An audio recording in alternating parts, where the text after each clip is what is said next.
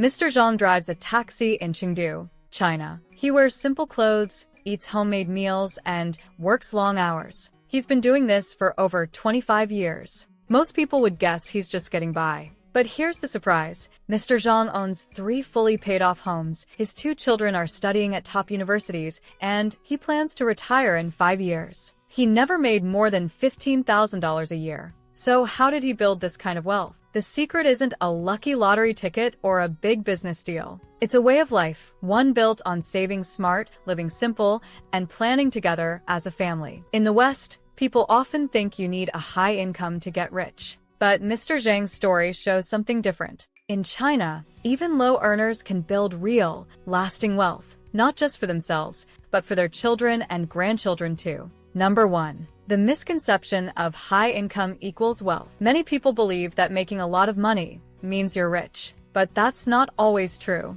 In fact, some people earn 6 figures and still live paycheck to paycheck. Why? Because they spend as fast as they earn. In China, many families prove that you don't need a big salary to build real wealth. What matters more is how you use your money. Someone who makes $100,000 a year but spends $95,000 is not truly wealthy. Meanwhile, someone like Mr. Zhang, who earns $15,000 but saves and invests wisely, can build more over time. In the West, wealth often looks flashy: new cars, big houses, expensive clothes. But in China, wealth is quiet. It's in savings accounts, real estate, and helping the next generation succeed. Wealth isn't about how much you make, it's about how much you keep, how you grow it, and who you grow it with. Number 2. Cultural blueprint. Frugality as a status symbol. In many parts of the world, people show off their money by buying luxury cars or big houses. But in China, it's different. Being careful with money is seen as smart and even something to be proud of. This idea comes from deep cultural roots.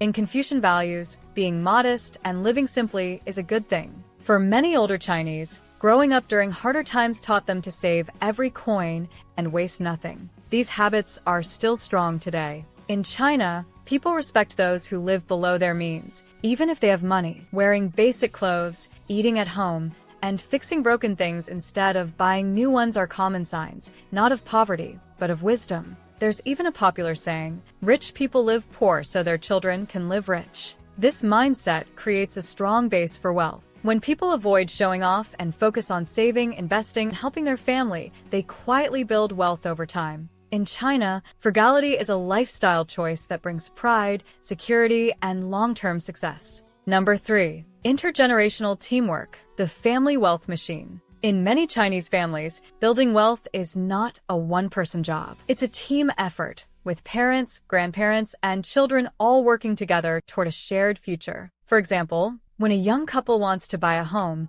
it's common for both sets of parents to help with the down payment. Grandparents often move in to help raise the children, so the parents can work full-time. In return, the younger generation cares for the older ones later in life. This teamwork helps everyone move forward faster. No one has to do it all alone. This family-first mindset turns a small income into a powerful tool. It's not just about what you earn, but what your family builds together over time. Even if salaries are low, the system is strong because it's built on trust, support, and long-term thinking. In the West, people often think wealth is personal. In China, wealth is a family project. And when the whole family works like a unit, they create something bigger than any one person could do alone. This is how even low-income families become wealth machines, by pulling together, planning ahead, and thinking as one. Number 4. The secret sauce, real estate as the family bank. In China, owning property isn't just about having a place to live. It's one of the most important ways families build and protect wealth, especially when salaries are small. Many Chinese families see real estate as their family bank. They save for years to buy a home, even a small one, because they know its value will grow over time. Once they buy it, they usually keep it for life or pass it on to their children. Even low-income families often pool money from parents and grandparents to help the younger generation buy property early. By the time a child is ready to get married or start a family, the home is already paid off. This means the next generation starts life with less debt and more stability. No rent, no mortgage, just a solid asset that can keep growing in value. Some families even buy second or third properties to rent out, creating passive income. While stock markets can go up and down, real estate in China has been a long-term safety net, a way to protect savings and pass on security. In short, Chinese families don't just live in their homes, they build legacies with them. Number 5. Hidden frugality habits you've never heard of. Chinese families have many clever ways to save money. Some of them are so unique. Most people outside China have never heard of them. Many neighborhoods have WeChat groups where people share flash deals, leftover groceries, or even trade items like baby clothes and furniture. It's like a community version of Craigslist, but more personal and very active. Young people in China are also creating new saving trends. One popular challenge is Zero Spend January, where people try not to spend any extra money for the whole month. No shopping, just the basics. They post their progress on social media and encourage each other. Some even believe in cash flow feng shui, arranging furniture in ways that they believe attract money and peace. It may sound spiritual, but it reminds people to treat money carefully and respectfully. These habits may seem small, but they add up. In China, frugality isn't boring. It's creative, social, and sometimes even fun. Number 6. Tech and digital wealth, the silent boom. While Chinese families are known for saving and living simply,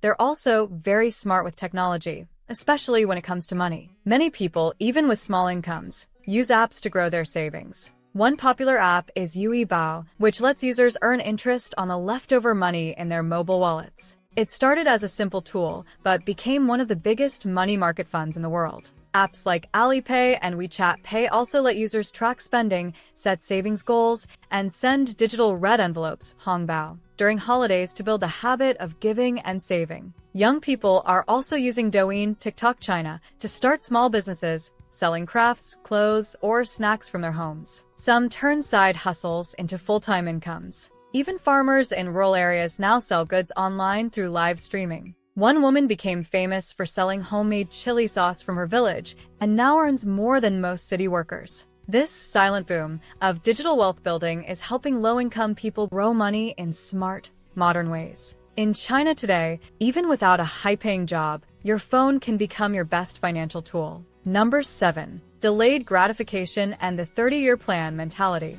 In China, many people think about money in the long term. It's common to hear someone say, "We're planning for the next 30 years, not just the next 3. This is called delayed gratification, the idea of waiting to enjoy something so you can build a better future. Parents might save for their child's future wedding or education before the child is even in high school. A young couple may skip buying a car so they can buy a home instead. Vacations and luxury items are delayed until important financial goals are met. This mindset helps families stay focused. They don't rush into spending just because they have money. They spend with purpose. Even people with small salaries can build big futures when they think ahead. In China, the slow and steady path is often seen as the smartest one. Number 8. The social pressure to save, a double-edged sword. In China, saving money isn't just a personal choice, it's something society expects. From a young age, people are taught that being careful with money is a sign of responsibility. Friends, neighbors, and even coworkers often ask, "How much have you saved?" Or, "When are you buying a home?"